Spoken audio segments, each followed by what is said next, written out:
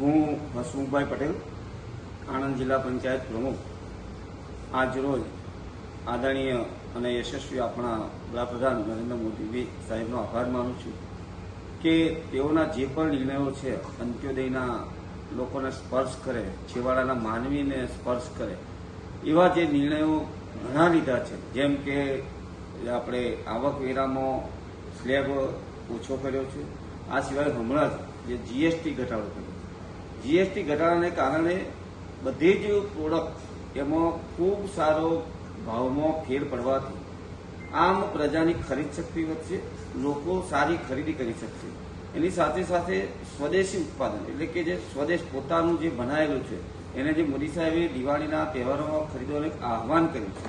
એટલે કે આખા એક જીએસટીને ઉપહાર તરીકે આપ્યો છે કે દિવાળીના તહેવારોમાં આપણને ખૂબ સારી બધી જ વસ્તુની આપણે ખરીદી કરી શકીએ, આપણને બજારમાંથી સસ્તી વસ્તુ મળી શકે અને આપણે સ્વદેશી વાપરીએ તો આપણા દેશના પૈસા આપણી પાસે જ રહે અને નાનામાં નાના માણસને રોજગારી મળી રહે.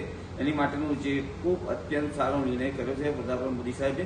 એના માટે અમે જિલ્લા પંચાયતથી આજે મેં પોતે પણ એક મોદી સાહેબને આભાર માનતો પત્ર લખ્યો છે અને આપ સાહેબને લાંબી ઉંમરની પ્રાર્થના કરી છે પ્રભુ આવા નિર્ણયો તમને કરાવે અને આપ લોકોના જે પણ જરૂરિયાતમંદ લોકોના જે પણ ખાવાની વાત હોય, એની કપડાની વાત હોય, એની મકાન ખરીદવાની વાત હોય, એના અન્ય જે પણ જીવનમાં મોજ શોખની વસ્તુ ખરીદવાની વાત હોય કે એને ભણવાની વાત હોય, આ બધામાં જે સસ્તું થાય તો એનું પણ જીવન ધોરણ ઊંચું આવશે. અને આના કારણે તમે જોયું કે છેલ્લા મોદી સાહેબના આવ્યા પછી 25 કરોડ લોકો ગરીબીમાંથી બહાર નીકળ્યા છે. એ પણ આની જે કારણ છે. એટલે આવા નિર્ણયો આપ સાહેબ લેતા રહો અને સદા તંદુરસ્ત રહો, સ્વસ્થ રહો અને મા ભગવતીને અમે પ્રાર્થના કરીએ કે આપ દેશની સેવામાં આવા ને આવા દેશના લોકોના કામ કરતા રહો.